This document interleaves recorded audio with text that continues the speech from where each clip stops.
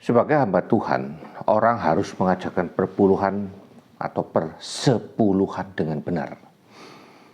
Apa yang salah dulu? Saya akan bahas yang salah. Yang salah adalah satu, mengatakan bahwa persepuluhan itu syarat keselamatan. Itu jelas sesat. Karena keselamatan kita hanya melalui iman.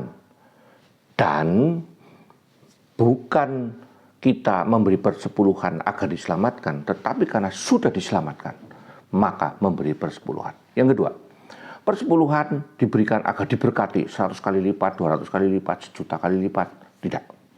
Kita justru sudah diberkati, sehingga wajib selayaknya memberikan persembahan, persepuluhan untuk memelihara pekerjaan Tuhan. Dan yang ketiga, yang salah adalah ketika para pendeta atau hamba Tuhan mengambil seluruh hak persepuluhan untuk dirinya sendiri.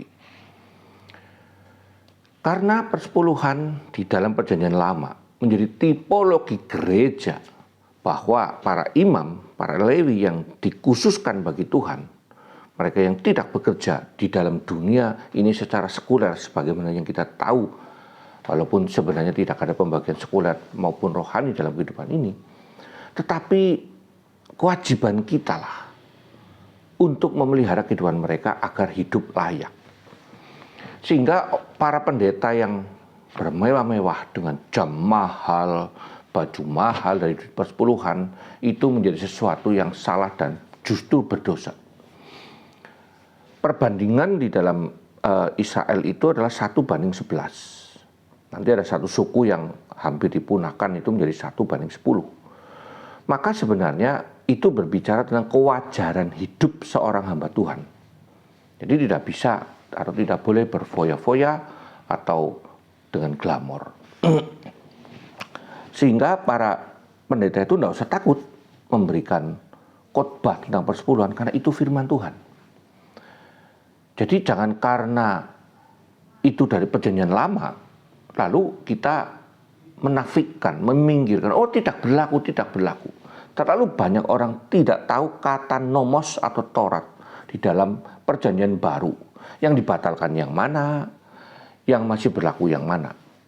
Dan yang menarik adalah yang terakhir yang saya mau bahas pagi ini adalah kita menafsirkan Alkitab perjanjian lama, termasuk persepuluhan, buah sulung, itu bukan dengan cara Yudaisme yang legalisme dan Tauratisme. Tidak.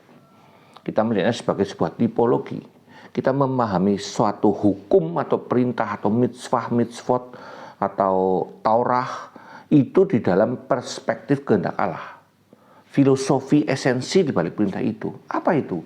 Yaitu bahwa hamba-hamba Tuhan harus dipelihara dari sebagian berkat yang Tuhan berikan kepada kita. Ada berkat yang Tuhan titipkan kepada kita melalui seluruh penghasilan kita. Sehingga tak usah ragu-ragu untuk diajarkan atau dikhotbahkan. Jangan gara-gara banyak orang-orang yang tidak mengerti firman Tuhan, lalu Maleakhi 3 ayat 10 tidak pernah berani dikhotbahkan, karena nanti dikira mata duitan dan sebagainya. Tidak. Hanya cara kita menafsirkan itu yang harus dipahami sepenuhnya. Tidak hanya persepuluhan di zaman Hagai, orang-orang Kristen pada zaman itu ya. Jadi saya menyebut mereka Kristen karena para mereka yang menantikan Mesias atau Kristus itu ya namanya Kristen. Ditegur karena mengabaikan pembangunan bait Allah sementara mereka mementingkan diri sendiri. Jadi tidak usah ragu-ragu untuk mengkhotbahkan persepuluhan bahwa itu adalah kewajiban yang menjadi sebuah bukti daripada kasih dari orang-orang yang beriman bahwa dia mencintai Tuhan dan memelihara pekerjaan Tuhan dan memberikan persepuluhan. Nah, para pendeta tidak usah ragu-ragu untuk mengajarkan persepuluhan. Yang penting jangan pernah pakai untuk kepentingan pribadi. Memang mungkin pendeta dan hamba Tuhan full time boleh berbagian di dalamnya untuk hidup layak sekedarnya, tetapi jangan pernah mengambil persepuluhan untuk diri sendiri.